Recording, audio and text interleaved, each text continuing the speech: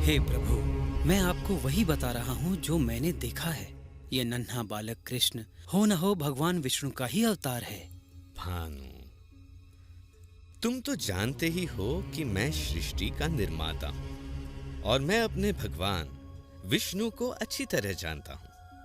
उन्हें भला अपना वैकुंठ धाम छोड़कर वृंदावन के इन ग्वालों के बीच रहने की आवश्यकता क्यों होने लगी? मुझे क्षमा करे ब्रह्मदेव, पर क्या कोई और है जो सृष्टि और प्रकृति के समस्त नियमों को बदल सके? आज सुबह ही उसने दैत्याकार अघासुर का वध किया है। क्या कह रहे हो? इसमें आश्चर्य की क्या बात है? भगवान विष्णु के विषय में मुझे सब कुछ ज्ञात है भानु, और उनका सेवक होने के नाते उनके अवतार संबंधी समाचारों का मुझे ज्ञान रहता ही है। इसलिए मुझे तो यही लगता है कि ये बालक अवश्य ही कोई मायावी शक्ति है। इससे पहले कि वो भोले भाले मनुष्यों को और चकित करे, हमें उसके विषय में पता करना होगा। अवश्य भगवान।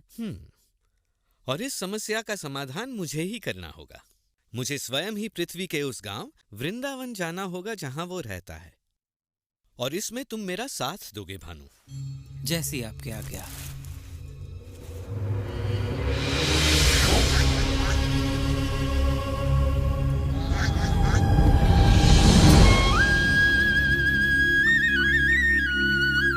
मेरे प्यारे मित्रों, तुम सब के साथ खेलकर मुझे बड़ा आनंद आता है।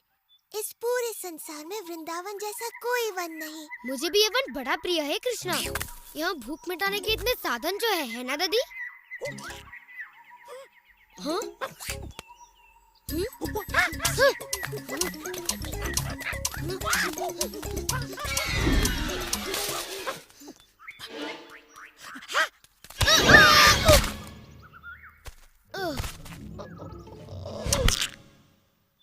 ये कहावत तो सुनी ही होगी कि लालच बुरी बला है।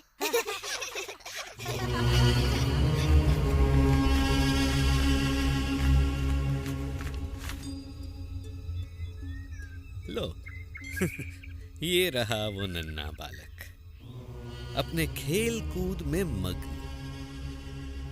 पर कहाँ है इसका मायाजाल? ये नन्हा सा ग्वाला क्या चमत्कार कर सकता है?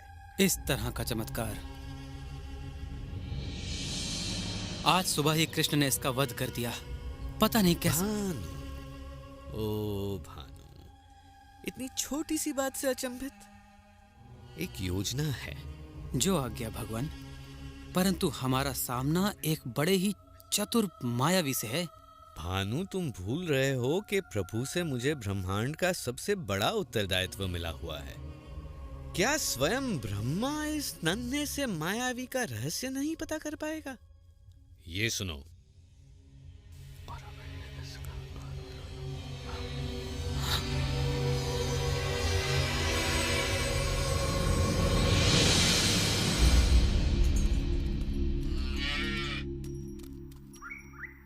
जी भर के खाओ हंसी, ताकि जब तुम बड़ी हो जाओगी एक सुंदर गाय बनोगी और फिर हमें ढेर सारा दूध दोगी। क्या समझी?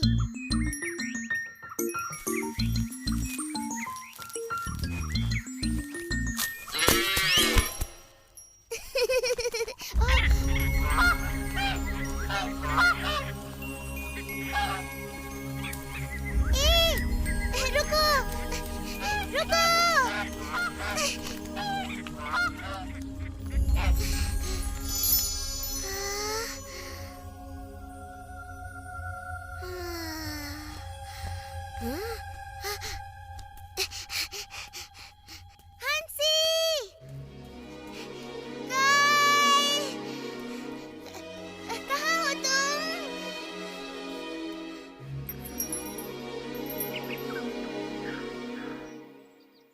कृष्णा, आज मेरी पोटली में गरम गरम समोसे हैं, तुम भी खाकर देखो ना।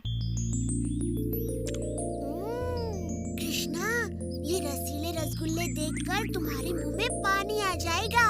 मेरी माँ ने दिए हैं। मेरी माँ ने मसालेदार कचौरियाँ भेजी हैं और कहा है कि बांट कर खाऊं। ओ कृष्णा, मैं तुम्हारा प्रिय गुलाब संदेश लाया हूँ। लो लो ना। और मेरे प्रिय साथियों, मैं आज लाया हूँ स्वादिष्ट सुगंधित आम्रखंड। मैया ने तुम सब के लिए भी भेजा है। कृष्णा, कृष्णा, मेरे बछड़े कहीं नहीं मिल रहे। मैंने उन्हें सभी ओर ढूंढ लिया। ओ सुबाला, जरा सांस लो और बैठकर पहले भोजन करो।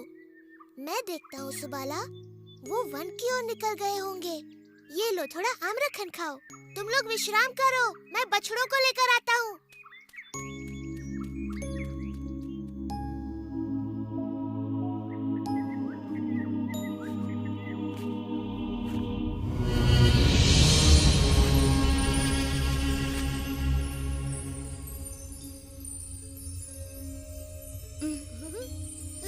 ये देखो, वर्षा हो रही है।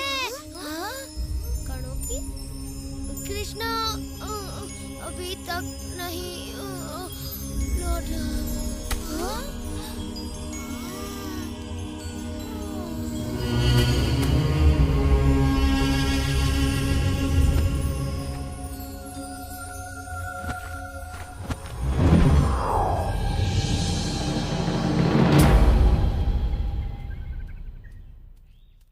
मुझे भी गाय कहीं नहीं मिल रही। मुझे तुम्हारी सहायता। हाँ? मधु, श्रीधाम, चारू, सुबाला, कहाँ छिप गए तुम सब?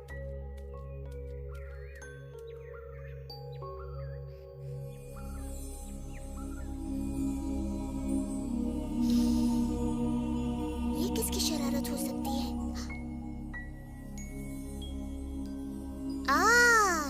तो ये तुम हो ब्रह्मा।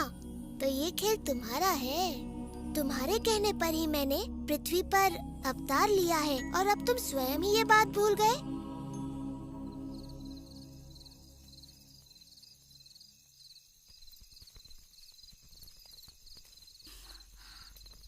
तुमने मेरे पुत्र को कहीं देखा?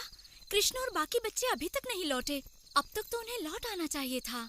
बड़ी देर हो गई है और सभी माताएं अपने पुत्रों के लिए चिंतित हैं। ब्रह्मा की इस परीक्षा के लिए मैं इन माताओं का हृदय कैसे तोड़ सकता हूँ? ये माताएं मुझसे भी तो कितना प्रेम करती हैं, बल्कि अपने पुत्रों से भी कहीं अधिक। और वृंदावन की गायें भी मुझसे कितना स्नेह करती हैं। जिस अवसर की उन्हें सदा से प्रतीक्षा रही है, वो अवसर मैं उन्हें अवश्य दूंगा।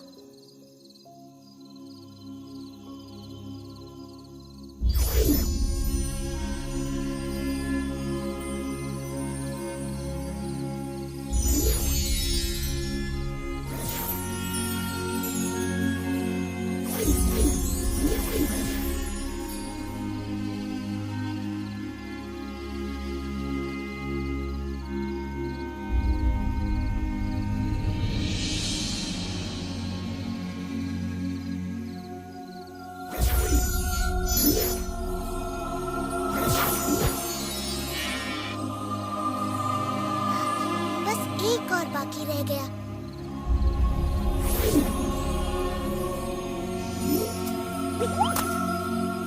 जल्दी, हमें अपने घर लौटना चाहिए। हमारी माताएं चिंतित होकर हमें ढूंढ रही हैं।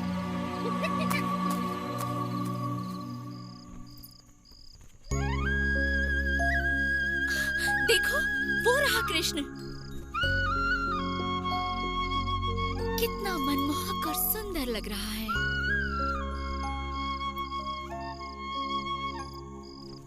मधु, मेरा मधु कृष्ण की तरह ही सुंदर और मनमोहक लग रहा है। मेरा पुत्र सुबाला भी। ओ यशोदा, आज कुछ तो विशेष बात है। हम सबके पुत्र बड़े ही सुंदर लग रहे हैं, बिल्कुल कृष्ण की तरह, है ना? तुम सच कह रही हो, आज कुछ तो विशेष है।